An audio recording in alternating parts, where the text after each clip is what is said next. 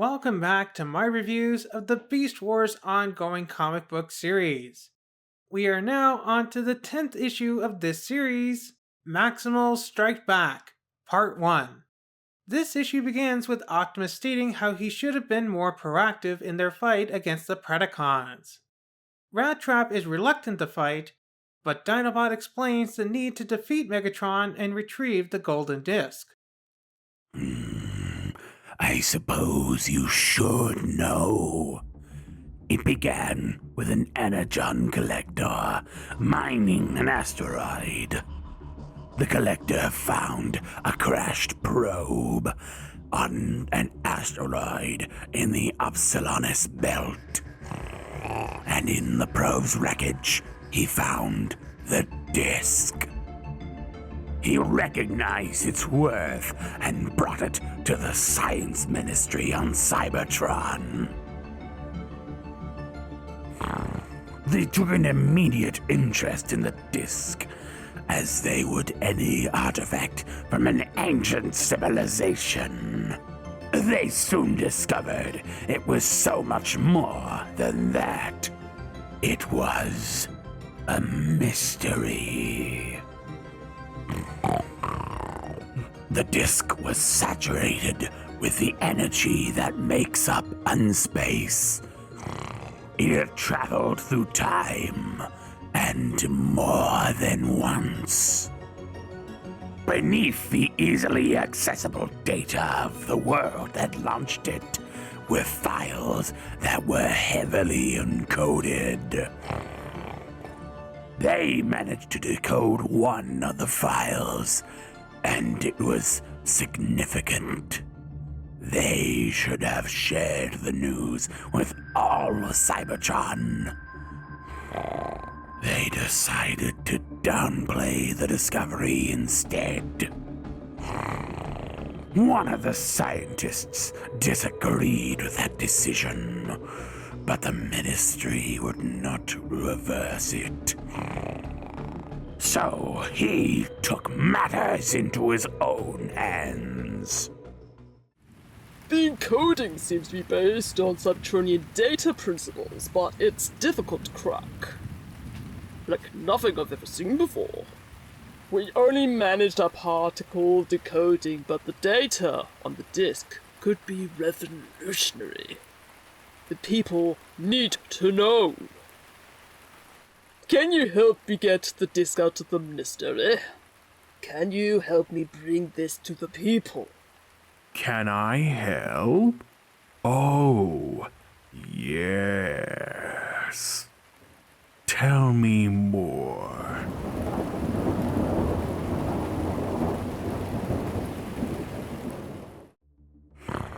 The disc led us to this time, this planet, its massive cache of energon. The truth makes me believe that the rest of the files are true, too. And who knows what information they might contain. It could very well be enough to change all that we know. And I thought this was more about the transwarp ship. No wonder Ironhide sounded so worried. Let's identify some of these characters in this flashback in case you didn't recognize them. First, the energon collector who found the golden disc is actually Landquake, who was a repaint of the Energon landmine toy, which, by the way, is actually a really cool toy, and this color scheme is easily the best that this mold has seen. I love that he's like this crazy souped up snowplow. I imagine if Sentinel Prime had his own upgrade armor, it would look something like this. Next, we have the scientist studying the golden disc. The Radtrap looking one is apparently a character named Lab Rat, who is a Bakon original character based on the puzzle Transmetal Rattrap toy. Then of course we have Wheeljack, looking somewhat inspired by his animated version. Then we have Botanica from Beast Machines, but with a more humanoid body rather than her more plant-like one. I'm very happy to see her get more use in fiction. Now if only Hasbro would make a toy of her. And finally, we have the scientist who reveals the discovery of the golden disc to Megatron, who we don't get a very good look at in the comic, but according to artist Josh Burcham, this is supposed to be Reptilion from Universe 1.0, which is another really cool toy. I suggest picking him up if you can find him cheap. Optimus outlines their objectives: disabling the Darkseid's transwarp capabilities, retrieving or destroying the golden disc, and doing as much damage to their other equipment as possible. And after that, it'll be their job to retrieve the other Maximals not corrupted by Blackarachnia, repair their own ship, and keep the Predacons contained until they can be captured and returned to Cybertron to face justice. Man, that's a lot of objectives, Optimus. I think I'm gonna need a spreadsheet or at least a checklist to keep track of all these. Optimus then introduces them to their new ride, a retrofitted escape pod. And Rattrap comments about how it looks like one of his old buddies, simply named Box. Really? Just Box? And they turned into an aircraft? Okay, well, who knows? Maybe we'll get to meet Box in a flashback in a future issue. That's real sweet of you, Captain. But speaking of walking, we aren't gonna be expected to walk all the way over there to wherever this is, are we? Seems like that'd kill the element of surprise. Don't worry, Rattrap. It's already taken care of. Follow me and say hello to our new transportation. Hey, wow! I had a buddy that turned into one of these things. That isn't you, is it, Box? It's a refit escape pod. Next best thing to flying for those of us without wings. Now everybody hop in, and let's go! So the Maximals take off, and Razor Beast is understandably hesitant about fighting the Predacons.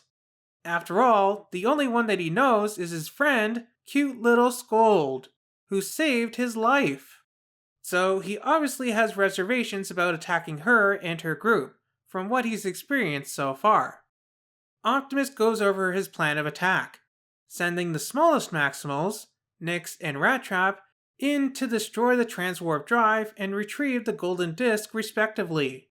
Maybe they should have sent Dinobot to steal the golden disc. He didn't seem to have much trouble in the cartoon. Speaking of which, Rattrap says that Dinobot can pucker up and kiss his skid plate, which is another Rattrap line ripped straight from the cartoon. Yeah, and you can just kiss my skid plate, fearless leader. When Optimus shows some mugshots of the Predacons, for one thing, I wonder how they got these. Especially since Blackarachnia is a new Predacon. And this doesn't seem to be like a security cam shot from the Axelon or something. I wonder, does Optimus follow her on her Instagram or something? Some of the other shots are pretty cute, especially Skold and Waspinator. Now, my Maximal Cybertronics may be a little bit rusty, but the writing attached to these pictures seemed to be nonsense.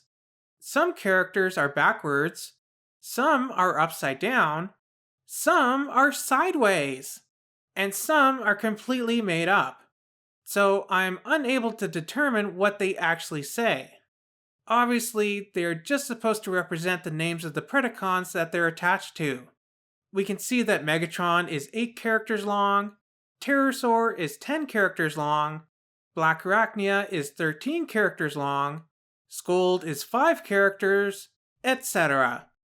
But generally speaking, the letters don't quite match or make much sense. Although, again, my Maximal is a little bit rusty.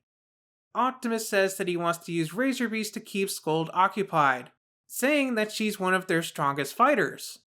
While I do like that Optimus said that tiny, adorable Skold was one of the strongest Predacons, I guess she's a big, strong girl in a cute little package. I, however, do not like the idea of Optimus forcing Razor Beast to abuse his relationship with Skold in order to pull off their smash and grab mission. Poor Skold. She's so cute. She doesn't deserve to be manipulated like this. And it's not fair to Razor Beast either. But, you know, I guess this is war, and they say that all's fair in love and war. But this really stinks for both Skold and Razor Beast. Meanwhile, at the dark side, the Predacons are doing some training, and they look super adorable while doing it. I especially love that Waspinator and Skold are wearing headbands. Aww, so cute. Plus, Skold is a turtle wearing a headband. Does that kind of remind you of anyone? And Scorponok has a baseball cap that says Coach on it. Where did he get this hat? Has it been on board the dark side this entire time? I guess it doesn't matter because he looks adorable in it. Aww, I definitely need one for my Kingdom Scorponok. You know, when I eventually find him. Pterosaur rants about how he should be leader, obviously harkening back to the original cartoon. But Megatron quickly puts him in his place. Not only that, but he nearly obliterates him, if not for the intervention of Tarantulas. I seriously thought that Megatron was going to destroy Pterosaur in this comic. Lucky for him that he was saved by Tarantulas. But soon the Predacons will need all the help they can get, because the Maximals are about to attack. We're approaching the dark side. Great. Set us down somewhere on the other side of the mountain. I have a better idea. I made some small modifications to this craft myself. Wait, what's that sound? It's familiar. Everybody down, now! Was anybody damaged? What happened? What do you think? We're being attacked! I guess you learned something new today. Now, where's Megatron? Of course Waspinator would be the first to recognize approaching danger. I mean, he's been blown up often enough. And when the Predacons dive out of the way, I like how Waspinator seemingly runs past Pterosaur to help Scorponok and Blackarachnia. Not only is it very sweet of him to help his fellow Predacons, but obviously he doesn't seem to like Pterosaur much either. And we end this issue with Optimus ready to face Megatron. Well, this was a pretty good issue of Beast Wars.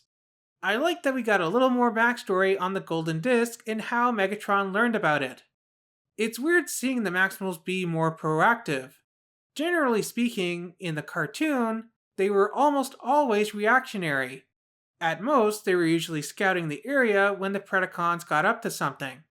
They don't usually assault the other team's base like this. That's more of a Predacon thing. What about you? What did you think of this issue of Beast Wars? Let me know down in the comments. Once again, thank you to everyone who helped in providing their voice talents for the dubbed portions of this video. You can find all their socials linked in the description below. Remember to like, subscribe, ring the bell, and do all that other fun stuff. And I'll see you back here next month for Beast Wars issue 11, Maximals Strike Back Part 2. So I'll see you back here next time for that. Can you help me get the disc out of the ministry? I'll grab the ministry now that I'm here!